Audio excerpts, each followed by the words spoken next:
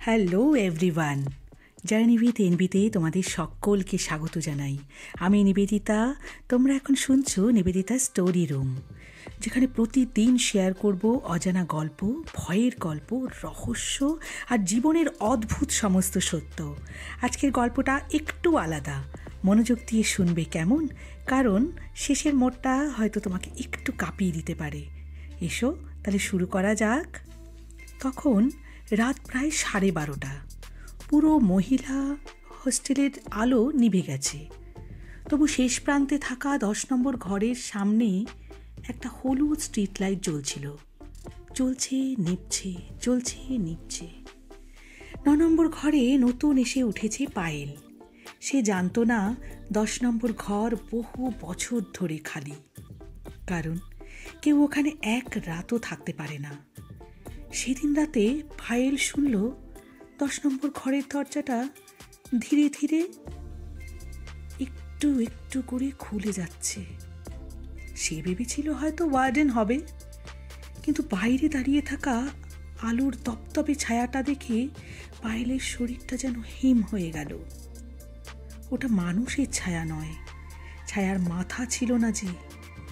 হঠাৎ ছায়াটা সোজা পায়েলের দরজার সামনে এসে দাঁড়ালো।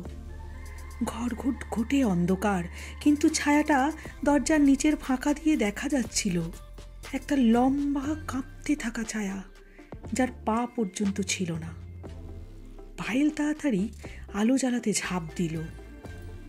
আলো জ্বলতেই ছায়াটা অদৃশ্য। সে ভয় পেয়ে ঘুমোতে পারল না।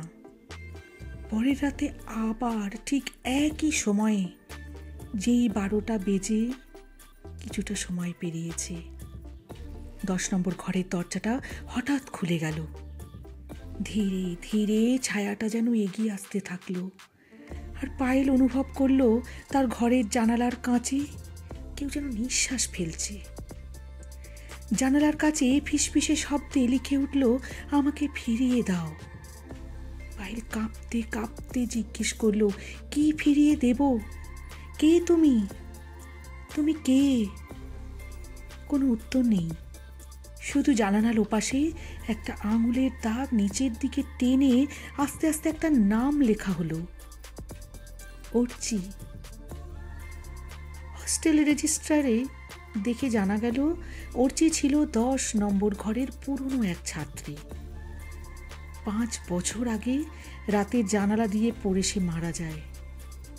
মৃত্যুর আগের দিন সে একটাই কথা বলেছিল, আমার সব কিছু নিচে পড়ে গেছে, ওটা ফিরিয়ে দিও।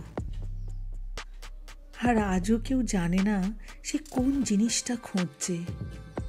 এখনো রাত 12টা বেজে একটু সময় পেরোতেই জলে নিভে স্ট্রিট লাইটটার নিচে একটা লম্বা ছায়া দাঁড়িয়ে থাকে, যে শুধু বলে, আমাকে ফিরিয়ে দাও, আমাকে ফিরিয়ে দাও, আমাকে ফিরিয়ে দাও। কেমন লাগলো গল্পটা জানিও। কেমন ভালো লাগলে একটা লাইক দিয়ে সাবস্ক্রাইব করে দিও চ্যানেলটিকে, আর কমেন্ট করতে ভুলো না। কেমন তোমাদের প্রতিটি মন্তব্য আমাকে নতুন গল্প বলতে শক্তি দেয়।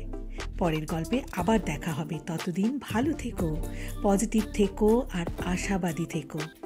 ভালো থেকে দূরে একদম না। আজ আসি, কেমন? ধন্যবাদ।